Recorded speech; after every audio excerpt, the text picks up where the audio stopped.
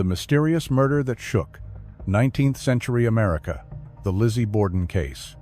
A bloody morning. Lizzie Borden was born on the 19th of July, 1860, in Fall River, Massachusetts. Her biological mother, Sarah, passed away when Lizzie was very young, and her father, Andrew Borden, remarried a woman named Abby Durfee Gray. The family lived in a house on Mount Hope in Fall River, but Lizzie and her sister, Emma, had a strained relationship with their stepmother, often referring to her simply as Mrs. Borden. The two daughters were convinced that Abby was scheming to take all of Andrew's wealth. This suspicion fueled a deeply uncomfortable atmosphere between the three women. Andrew, a wealthy businessman with interests in manufacturing and real estate, provided his family a comfortable life, even employing several household servants. The tragedy that would shake the community took place on the morning of the 4th of August, 1892. The Borden household woke up earlier than usual. The maid, Bridget Sullivan, served breakfast to the couple, while Emma, the older daughter, was visiting friends, and Lizzie, a 32-year-old unmarried schoolteacher, was still in bed. After Andrew left the house, Abby went upstairs to tidy the rooms. When Andrew returned home, Lizzie went downstairs and claimed that Mrs. Borden had gone out to visit a sick friend. Andrew, believing Lizzie's story, returned to his bedroom, but soon came back downstairs and sat in the living room on the sofa. Bridget, who was feeling tired, excused herself to rest and fell asleep. She was awakened by Lizzie's scream, announcing that her father was dead. According to Lizzie, she found her father lying on the sofa with his face horribly disfigured. After hearing the scream, Bridget rushed to call the doctor and neighbors before the police arrived. At this point, Abby's whereabouts remained unknown. Lizzie continued to tell the neighbors that Abby had gone to visit a sick friend. However, after calling the doctor, Bridget went upstairs to check and discovered Abby's lifeless body in a pool of blood. The police examination revealed that Abby had been murdered between 9 o'clock and 10:30 a.m. It appeared she was killed before Andrew, as the blood had already turned black.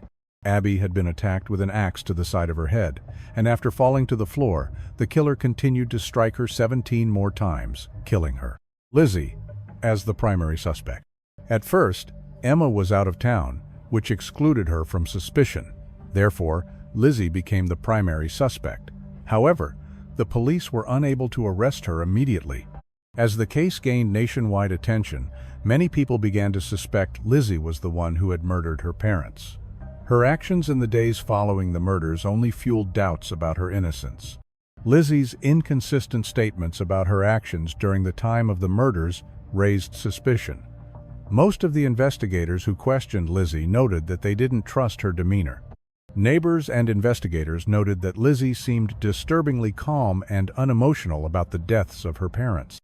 There were no signs of forced entry into the house, and the only people in the house at the time were Lizzie and her parents. One of the most suspicious actions came when Lizzie admitted to burning a dress that was stained. The timing of the burn, only a few days after the murders, led prosecutors to believe that the dress had bloodstains on it, and Lizzie had destroyed it to eliminate evidence.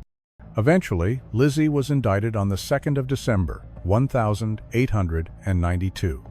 The trial lasted 14 days, and the media frenzy surrounding it was unlike anything the country had seen before. People from all walks of life, including reporters, attended the trial day after day. Though Lizzie chose not to testify, she was always in the spotlight.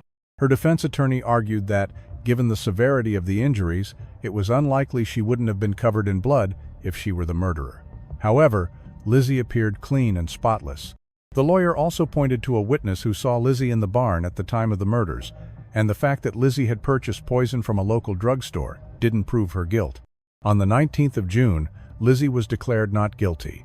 After her acquittal, Lizzie and Emma inherited their father's wealth and bought a mansion in River Fall. Andrew Borden had been a very wealthy businessman, owning several textile mills, a trust company, and serving as chairman of the Union Savings Bank. When he died, his estate was valued at around $300,000, equivalent to $8.5 million in 2019. As Abby died before Andrew, the total inheritance was passed on to Andrew, and eventually, Lizzie and Emma inherited all the wealth. Lizzie and Emma also received $5,000, roughly $142,000 in 2019, after selling the house that their mother, Sarah, had once lived in for just $1 to Andrew. The ongoing mystery. To this day, the case remains shrouded in mystery. Numerous books and articles have speculated about the identity of the killer. Some believe the maid, Bridget Sullivan, was the murderer. Others suspect Emma Borden was the one responsible, while some theorize that William, Andrew's illegitimate son, was the killer and that Lizzie and Emma helped cover up the crime. Another theory suggests that Emma Borden may have created a false alibi for herself. She could have returned to Fall River, killed the Bordens, then gone to Fairhaven to receive a telegram from Dr. Bowen. But these are all just theories, and neither Emma nor Lizzie ever spoke further about the murders. To this day, no theory has been universally accepted. But whatever the case, one thing is clear. Lizzie may not have been the killer, but she certainly had a hand in the cover-up. Whether she wielded the axe herself or knew who did, the mystery of the Borden murders remains one of the most baffling and captivating true crime cases in American history.